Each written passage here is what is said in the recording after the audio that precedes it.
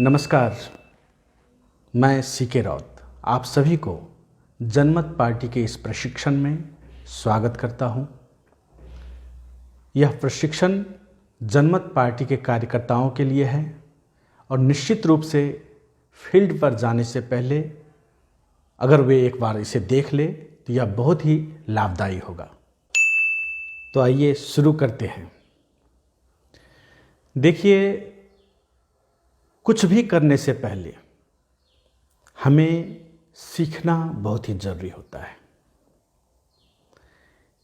एक मोटरसाइकिल चलाने के लिए भी हमको कुछ दिनों का प्रशिक्षण लेना पड़ता है।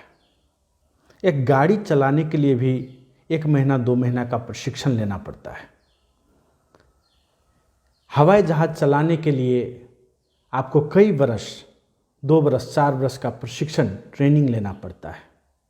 तो हम सब यहाँ पार्टी चलाने की बात करते हैं, संगठन चलाने की बात करते हैं, जो कि एक मानवों का संगठन है, मानवों का समूह है।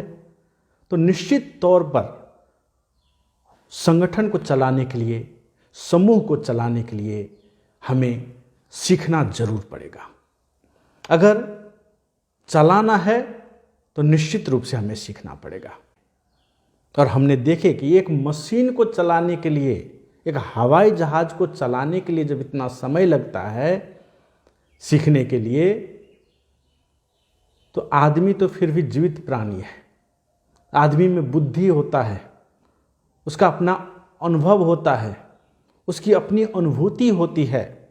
तो निश्चित रूप से मानव को चलाना किसी मशीन को चलाने से बहुत ही ज़्यादा कठिन काम है। और इसीलिए हम सबको जो संगठन है उसे चलाने के लिए सीखने के लिए ज़रूर ही कोशिश करना पड़ेगा। बिना सीखे हुए हम सब ऐसे जाएंगे तो बहुत सारी बाधाएं आ सकती है, दुर्घटनाएं हो सकती है, बहुत सारी समस्याओं को झेलना पड़ सकता है। इसीलिए हम सब ज़रूर सीख कर ही चलाने के लिए आगे बढ़ें। और कोई भी बात सीखने से पहले हम सबको याद रहना चाहिए कि मान लीजिए कोई एक बोतल है, अगर उस बोतल का जो कवर है अगर वह बंद रहेगा, वो ढक्कन जो है वो लगा हुआ रहेगा, तो आप उसमें कुछ डाल नहीं सकते हैं। अगर आपको कुछ डालना है तो सबसे पहले वो ढक्कन खोलना पड़ेगा, तभी उसमें कुछ जा सकती है, नहीं तो उसमें कुछ जाएगा ही नहीं। उसी तरह अगर हमारे दिमाग में कोई नई बात, कोई नए विचार को डालना है, कुछ नया चीज सीखना है, कुछ नया चीज जानना है, तो सबसे पहले अपने दिमाग के ढक्कन को खोलना पड़ेगा। अगर हम बंद दिमाग लेकर बैठे रहे, हम अपने अभिमान को लेकर बैठे रहे कि नहीं मुझे तो सब कुछ आता है, मैं तो सब कुछ पढ़ा ही हूँ, मैं तो सब कुछ जानता हूँ, ऐसे विचारों से अगर आपने अपना दिमाग का ढक्कन बंद ही रखा तो कुछ भी हम सीख नहीं पाएंगे। इसीलिए जो भी कुछ बातें होती हैं उसे खुला दिमाग से हम सब सोचें, समझें, उस पर मनन करें और तभी जाकर हम कुछ नए चीज़ सीख सकते हैं। इसीलिए खुला दिमाग से सुनिए, खुला दिमाग से विचार करिए और सीखे हुए चीज़ों पर अमल करिए, मनन करिए, तभी जाके हमारी जो शिक्षा है, हमारी जो प्रशिक्षण है लाभदायी हो सकेगा। और याद रखिए, बहुत सारे लोगों को क्या होता है कि अरे भाई ये वीडियो तो मैंने देखा है, ये वीडियो तो मैंने डाउनलोड करके अपने मोबाइल में रखा है, यह किताब तो मेरे पास घर में ही है, यह किताब मैं तो बहुत पहले ही देख चुका हूं।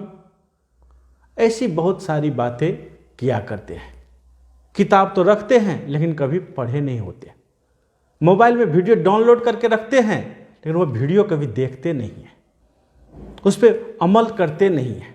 सिर्फ कहते हैं कि मेरे पास ये वीडियो है, मैंने ये वीडियो कहीं देखा था वेबसाइट पे, मैंने यह किताब डाउनलोड किया था, मेरे घर में यह किताब है। तो याद रखिए दोस्तों, आजकल मोबाइल के ज़माना है, एक छोटा सा मेमोरी कार्ड में, छोटा सा जो मेमोरी कार्ड होता है उसमें आप हजारों किताब रख सकते हैं। 100-200 रुपया मेमोरी कार्ड मिलता है, 2 गीगाबाइट का, 4 गीगाबाइट का, 8 गीगाबाइट का, उतने में भी आप हजारों किताब डाउनलोड करके रख सकते हैं। अनेकों वीडियो डाउनलोड करके रख सकते हैं। तो कोई वीडियो या कोई किताब आपके मोबाइल में है, इसका मतलब कुछ भी नहीं होता है, इसका कोई मूल्य नहीं है। इसका मूल्य तो 100 रुपया भी नहीं है, 200 रुपया भी नहीं है, क्योंकि 200 रुपया वाला मेमोरी कार्ड में आप हजारों हजार किताब को रख सकते हैं। इसीलिए उस भ्रम में मत पड़िए, वह बातें मत कीजिए कि यह मेरे मोबाइल में है ही, यह तो मैंने डाउनलोड किया ही है, यह किताब तो मेरे घर में ही है। नहीं, हम सब यहां पर अभी के अभी उसे पढ़ने की कोशिश करें, हम सब अभी के अभी उसे जानने की कोशिश करें, अभी से अभी उसे सीखने की कोशिश करें। वही मायना रखता है। आपके पास है, आपके मोबाइल में है, आपके किताब में है, यह ज़्यादा मायना नहीं रखता है। यह बात हम सबको जानना है। और कुछ लोग कहते हैं कि भाई यह तो मैंने पढ़ा है, यह तो मैंने बहुत पहले ही पढ़ा है, 4 वर्ष पहले ही प्रशिक्षण ले चुका था, 5 वर्ष पहले ही पढ़ चुका था, यह स्लाइड मैंने पहले ही देख चुका था। तो इस पर विचार कीजिए। एक लकड़हारा था, बहुत ही शक्तिशाली लकड़हारा था। जो लकड़ी काटने वाला होता है, उसको एक काम मिला और काम के पहले दिन में उसे कुल्हाड़ी दिया गया और वह निकल गया काम पर, जंगल में चला गया और उसने एक ही दिन में 40 वृक्ष को काट कर गिरा दिया। उसका मालिक बहुत खुश हुआ। फिर दूसरे दिन भी गया काम पे और दूसरे दिन गया तो उस दिन 20 ही काट पाए। फिर तीसरे दिन गया जंगल में तो तीसरे दिन 10 ही काट पाए। वो समझ नहीं रहा था कि भाई उसके साथ हो क्या रहा है। पहले दिन तो 40 काटे थे, दूसरे दिन 20 ही काट पाए, तीसरे दिन 10 ही काट पाए। वो समझ नहीं पा रहा था कि आखिर हो क्या गया। वो कमजोर तो नहीं हो गया, वो छीन तो नहीं हो गया। चौथे दिन 5 ही काट पाए, 5वें दिन मुश्किल से 1 काट पाए। बहुत परेशान हो गया वो और उसको इतना बुरा लगा कि भाई मालिक क्या कहेगा, कहेगा कामचोर है ये, कि वो मालिक के पास जाकर कुल्हाड़ी रख के रोने लगा कि मालिक आज तो हम मुश्किल से 1 भी वृक्ष काट नहीं पाए। पहले तो मालिक ने देखा, आदमी की ओर देखा कि आदमी तो ठीक ठाक है, हट्टा कट्टा है, आज भी तंदुरुस्त है, शक्तिशाली है। तो हो क्या गया। तब कुल्हाड़ी की ओर देखा और तब जाके उससे बोलता है कि भाई तुम हट्टा कट्टा तो एकदम बिल्कुल हो, शक्तिशाली आज भी वैसे ही हो, लेकिन इसमें धार, अपने कुल्हाड़ी में धार कब लगाए थे पिछली बार। तब उसको याद आया, मालिक हमने तो कुल्हाड़ी में धार लगाए ही नहीं, आपने जैसे कुल्हाड़ी हमको दिया था पहले दिन धार करके, उसी से हम काट रहे थे अभी तक। और इसी कारण से जब वो हर दिन जब धार नहीं लगाया, हर दिन जंगल में जाने से पहले, हर दिन काम पे जाने से पहले उसमें धार नहीं लगाया, इसी वजह से वह वृक्ष को काट नहीं पा रहा था। इसीलिए हम आज भी अगर फील्ड पे निकलते हैं, आज भी हम काम करने जाते हैं, आज भी हम संगठन बनाने जाते हैं, आज भी हम भाषण देने जाते हैं, आज भी हम सभा करने जाते हैं, तो सबसे पहले अपनी जो ज्ञान है उसमें धार लगा के जाना पड़ेगा। अपना जो सीप है उसमें धार लगा के जाना पड़ेगा। जो भी कुछ अपडेट है उसे लेकर जाना पड़ेगा, तभी जाके हम अच्छे तरीके से काम कर पाएंगे। ये जो कहेंगे हम 5 वर्ष पहले ही सीखे ही थे, 5 बरस पहले ट्रेनिंग लिए ही थे, 5 बरस पहले हम जानते ही थे, यह काम देने वाला नहीं। अगर आज हमको फील्ड पे जाना है तो आज हमको आज तक की सारी गतिविधि से अपडेट रहना पड़ेगा। आज तक की जो भी कुछ ज्ञान है उस पर पॉलिश लगा के हमको जाना पड़ेगा, तब जाके हम विजय हासिल कर सकते हैं। तब जाके हम फील्ड पर जाके हम विरोधियों से, बाधाओं से, अड़चनों से लड़ सकते हैं, उसका सामना कर सकते हैं। इसीलिए कहीं पर जाने से पहले हम सब अपने ज्ञान को, अपने प्रशिक्षण को, अपनी जानकारी को पूरा का पूरा अपडेट कर लें, अपने सीप को पुनः एक बार धार लगा लें और तभी हम फील्ड पर जाएं, तब विजय हमारी निश्चित है।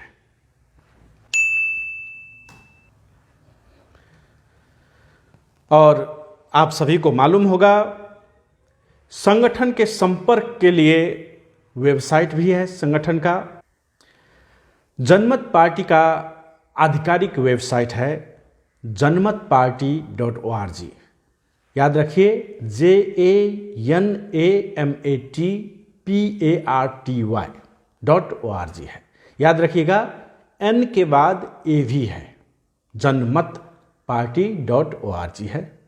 किसी भी आदमी को सदस्य बनना है तो वह वेबसाइट पर जाकर भी बन सकते हैं। वेबसाइट पर जाकर विभिन्न प्रशिक्षण सामग्री, वीडियो है, बैनर है, पोस्टर है, पर्चा है, वह सारी चीज़ भी डाउनलोड कर सकता है। विभिन्न जानकारी हासिल कर सकता है। घोषणा पत्र जाकर वहाँ पर पार्टी का पढ़ सकता है। और भी सारी जानकारी, अभी की गतिविधि क्या है, हाँ, केंद्रीय समिति बैठक का निर्णय क्या हुआ, यह सारी बातें, जानकारी वहाँ से आपको मिल सकता है। उसके साथ साथ सदस्य अपनी जानकारी, अपने विषय में जो विवरण है वह भी वहाँ पर जाकर चेक जांच कर सकता है, अपना कार्ड भी वहाँ से प्रिंट कर सकता है। तो यह वेबसाइट हुआ janmatparty.org का। उसके अलावा जनमत पार्टी का ईमेल एड्रेस भी वही है, janmatparty@gmail.com ईमेल एड्रेस हुआ। फेसबुक पर भी जनमत पार्टी का पेज facebook.com/जनमतपार्टी है। ट्विटर पर भी अकाउंट @जनमतपार्टी कह के है। जनमत पार्टी का फ़ोन नंबर, जो ऑफिस का फ़ोन है, वह है 9804793880 9804793880।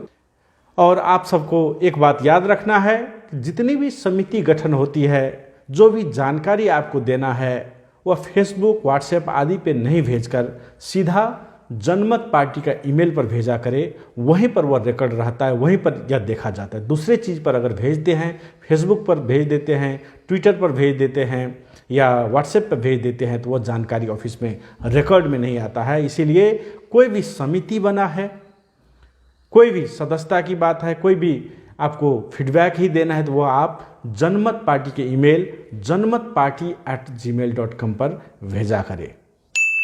एक बात याद रखिए, हम सब कहीं पर बैठक में जाते हैं,